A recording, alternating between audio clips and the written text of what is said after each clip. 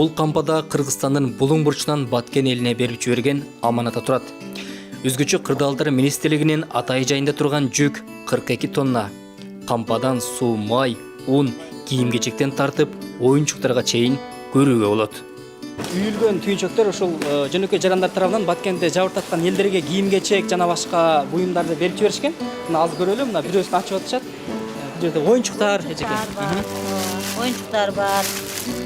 Үй күйгөн бар. Папка бар, курткалар бар.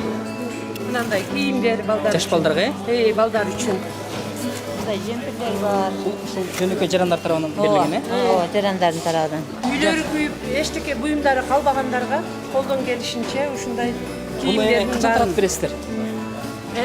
Азыр үйлөрүнө кетип атышат. Буттарын үйлөрүнө жайгаштырып болгондон кийин, анан ошо баарын тактап бүткөндөн кийин ошолорго беребиз.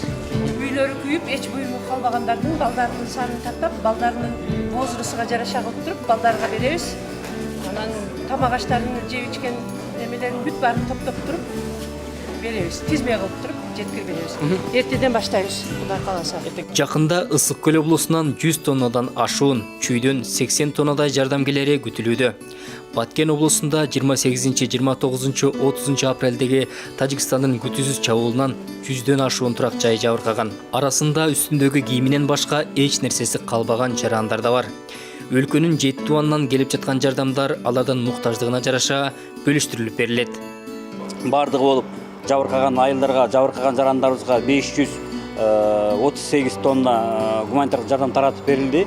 Анын ичинен 160 тонна ушул биздин складка келип түшүп, аймактардан, айылдардан, жарандардан келип түшкөн заявкалар негизинде бардык ушу 9 айылдын 12 айылга чейин жеткирилип берилди.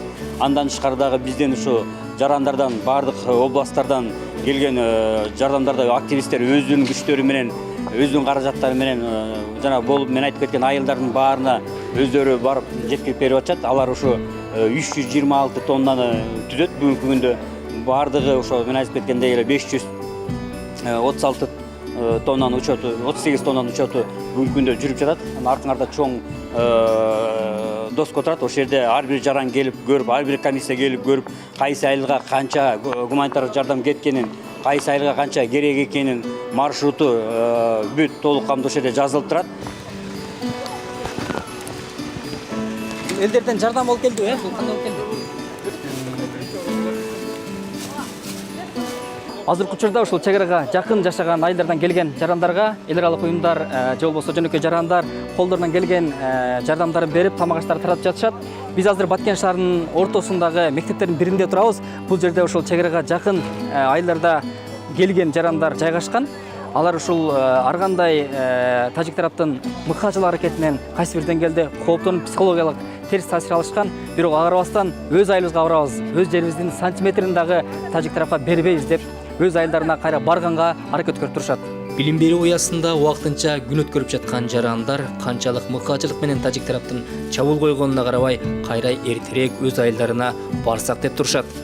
Чек арада чеп болуп жашап көнүп калган эл бир карыштагы жер алдырбашыбыз керек деп эсептешет.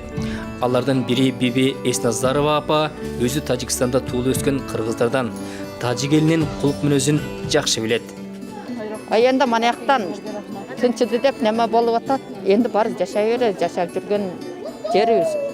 Кылайык, үй жайыбыз бүттүн оны таштап кетсек болбойт да. Багыбыз бар, үй жайыбыз, биз жаңы үй салган элек алып кире элекпиз. Эме болот экен десем, жок, тажиктар оякка неме кылып турган ар жак көк таштан ояк бягы неме болуп. Биз жак тажикке чек ара эле качкыла деп коркуп качтык да, енді айтып койт да тажиктарга ишенич жок деген. Кыргыз-тажик жаңжалынан Баткен облусу боюнча 58 миңдей адам коопсуз жайга көчүрүлгөн.